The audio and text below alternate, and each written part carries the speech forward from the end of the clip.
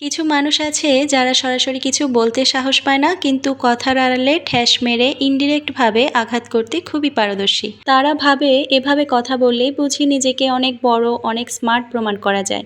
আসলে এটা বড় হওয়ার লক্ষণ না, বরং ভেতরের অস্থিরতা আর ছোট মানসিকতার পরিচয়। এরা এমনভাবে কথা বলে যেন কাউকে উদ্দেশ্য করে কিছুই বলছে না, কিন্তু যার জন্য বলা সে ঠিকই বুঝে যায়। একজনের উপর দিয়ে আরেকজনকে কথা শোনানো, ঘুরিয়ে পেঁচিয়ে আঘাত করা, এসব তাদের অভ্যাস হয়ে দাঁড়ায়। তারা কখনো সামনে এসে পরিষ্কার করে কিছু বলতে পারে না, কারণ সত্যি কথা বলার মতো আত্মবিশ্বাস তাদের নেই।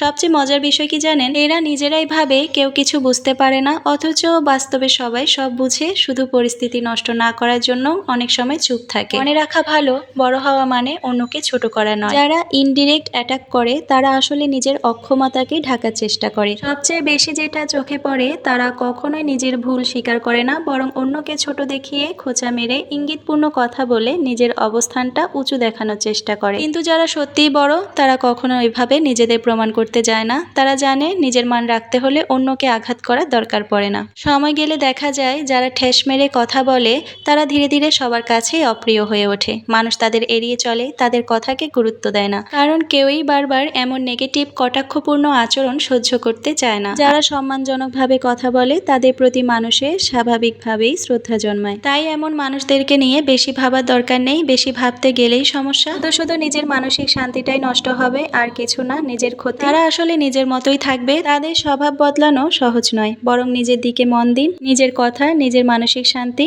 কারণ শেষ পর্যন্ত মানুষকে তার কথার জন্যই মনে রাখা হয়, সে কি সম্মান দিয়েছে নাকি আঘাত করেছে। এই যে আমার সরল মন থেকে দুষ্টুমি কখনো যাবে না। মেয়ের আবদারে ইনস্ট্যান্ট দোলনা বানিয়ে দিতে হবে, কি আর করা, শাড়িটা দিয়ে বানিয়ে দিলাম।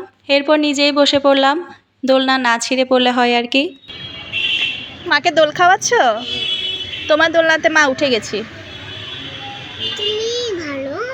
আমি ভালো? তোমার দোলনাতে তো মা উঠে গেছি। ছিঁড়ে যাবে না কিন্তু। ছিঁড়ে যাবে? কেঁদে দিবে?